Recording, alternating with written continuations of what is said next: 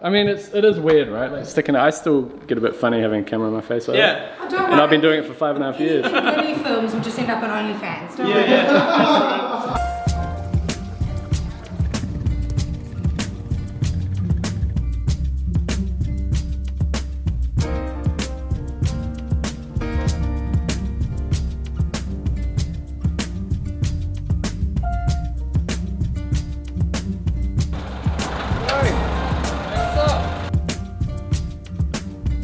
So we've been retrofitting the double glazing ourselves on this job, but we're kind of like, my time is limited. I've got a kitchen to build. It made me think I should reach out to someone and ask for a bit of help. So I hit up the guys at Viridian, who have been kindly supplying us with glass.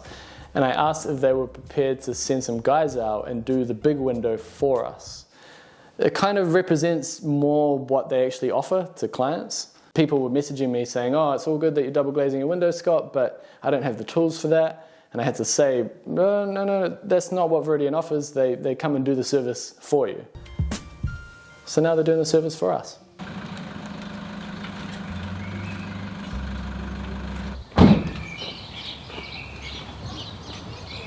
How you guys doing? Good, man. Good.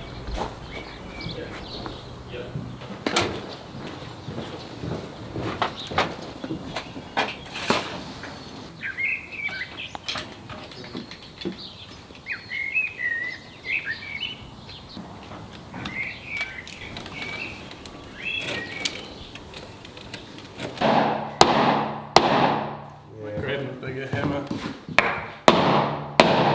Just wait for the bigger, gruntier hammer, I think. Yeah. She's pretty thin.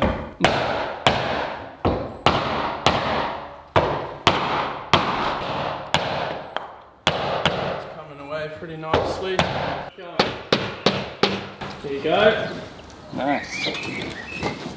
Awesome, straight to the table, I think. It's interesting, it's got the rebate for the hinge as well. Right? There's a big piece of something with a bit of ply.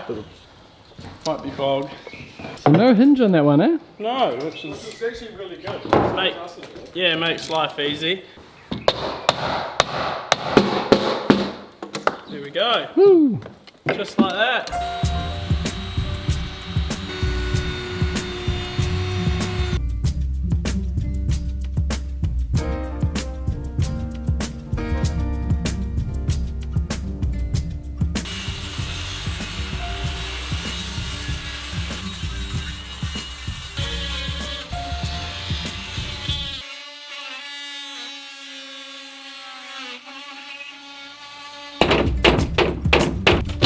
There we go.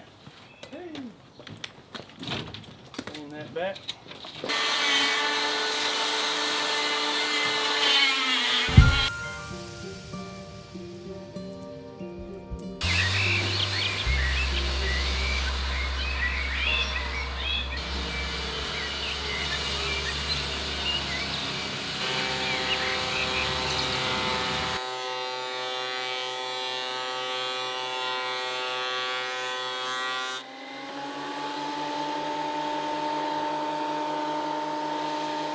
So would you say the aluminium windows are quicker? That's what you were saying earlier. Definitely a lot quicker. There's a lot less prep and work in it. It's basically just cutting 4 new beads and then glazing the glass in and wedging it up, really, which is you should be able to do an average 3-bedroom house in a day and a half with 2 guys. Yeah? Yeah. Wow. Whereas timber, you're looking at maybe 8 to 10 individual windows per day. Yeah, wow.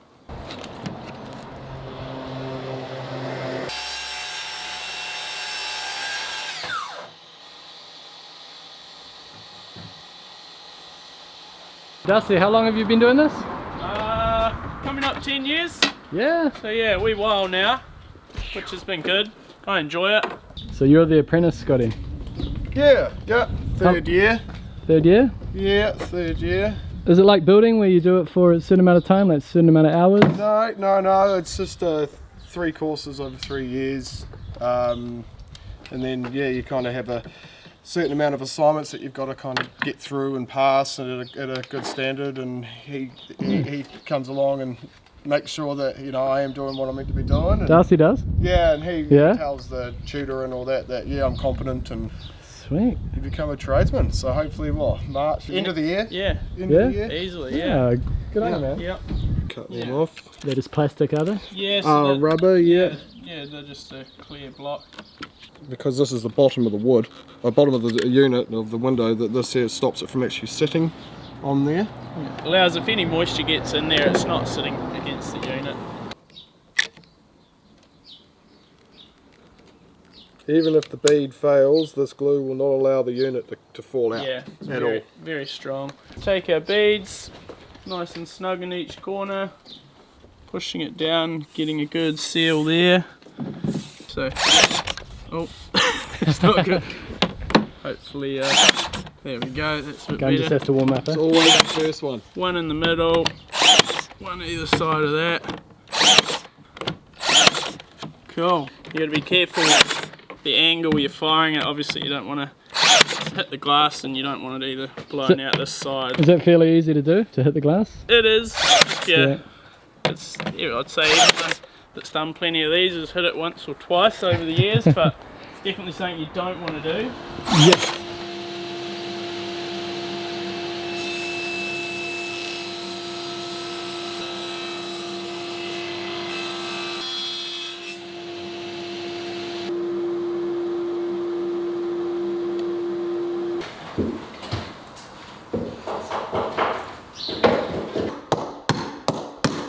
Are you doing any future glazers a favour? Yeah, Nails beat screws. definitely. Makes life easy getting it out. Yep. Nice.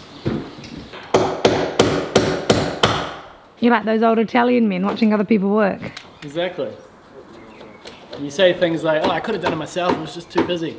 Do you want a sucker, and then you can Look like pull it back? participating. actually pull it back from the Oh yeah, that helps you. Oh, then you can say you were involved.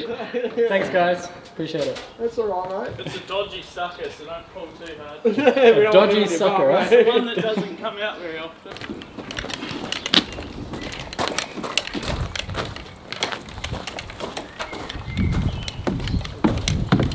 50 kilos, is that? About that. It is snug in. Nice and snug. Yep, that's it. Grab that carpet block, Scotty.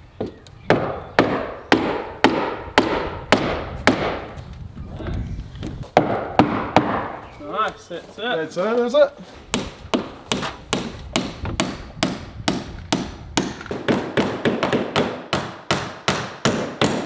That's for fashioning out the fixed.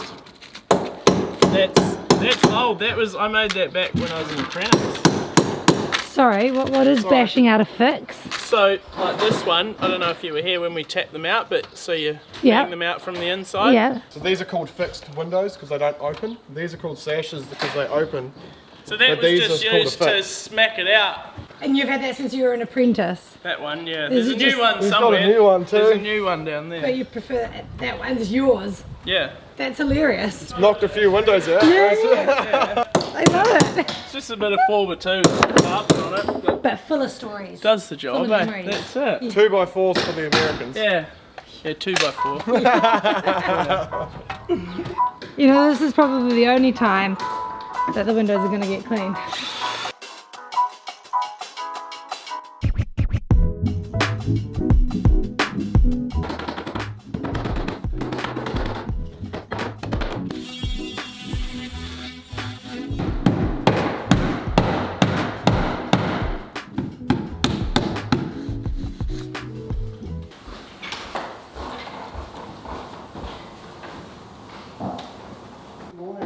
Morning, Jason. How are you? Good, how are you? Yeah, good, thanks. Perfect.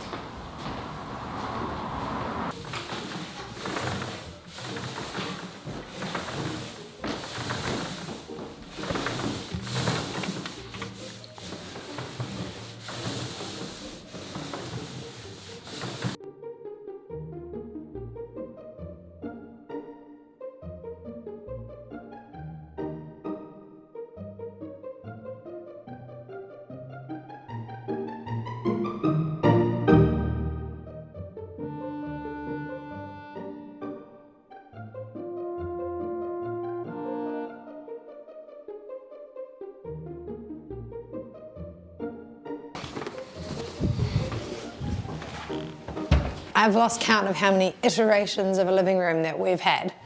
And this is not the final one. This isn't going to be where the TV is. Was it your favourite so far? Yes. So Dulux kindly got us an interior designer, a local woman called Wendy from Good Interiors.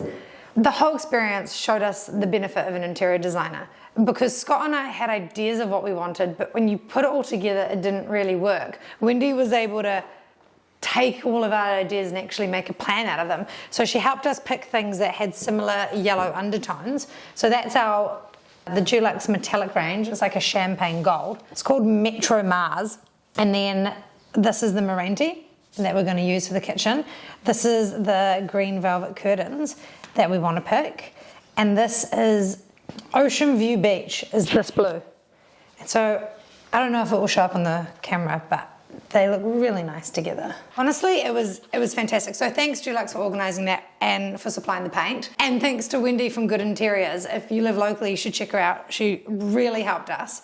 And now we just need to go and confirm these curtains. I love this colour. I love it as well. I think it's great. And it's thanks to Dulux that we got the interior designer and we got the paint. So there was a little bit of low risk there because they were supplying the paint. But at the same time, it still felt a bit daunting, picking a bold colour that isn't just neutral. That isn't white? Yeah. Man, white, like, I have quite a negative connotation for white because every place that we rented, they were always painted black white, which is just like the whitest white paint that you can get. And we couldn't put pictures on the wall. Yeah, we weren't allowed to put... just had a very white... You probably saw it on the channel because I was in an apartment for the first couple of years. And it just represented not being able to personalise the space, not being allowed to put up paintings. And then when we were in that lockdown for 4 months, I just sat on a couch and just stared at a black-white wall. I think I have a trauma. So... It's okay. I know. It's okay. No more white walls. But in saying that, when we first rolled it on, it was really exciting because this finally felt like, oh, we're personalising the space. Like, this is our home. We can paint how we want. But then the next day, I came home and I thought, what have we done? It's too intense. Oh no, it looks awful. It's the wrong green. Oh, it's the wrong green. It's the wrong blue. What have we done? We should have gone darker. And then the following day, it's almost like the colour settled, like in our minds, because now I love it. Yeah. Oh, and briefly on the kitchen, I've decided to take your advice, and I'm not doing the mirrored splashback. I know I was the one pushing it, so I'm conceding that it's a bad idea, and maybe even the stainless steel is probably not the way to go, mainly because of the price. Because I was told that if you go for the type of stainless steel that wraps over a substrate, you are relying on glue that is attached to that substrate. And then if you put something hot on top of the stainless steel, it can activate the glue and then start popping. And that's how you get those poppy stainless steel bench tops. And then if you get a real thick stainless steel bench top that doesn't glue down to something, it costs like $1 million. Oh yeah, they cost, when we got a quote, it was like $8,000. Oh no. We're not doing that. We're not doing that. So yeah. we're sort of open to options with the bench top. We've been trying to ring around our local area here in Nelson. But there's still a question mark. But it doesn't stop us building the cabinets, which is pretty much next. So when are you starting the kitchen? This week. This week? Yeah. Really? I hope so. I've still got to do these windows. Oh, honey.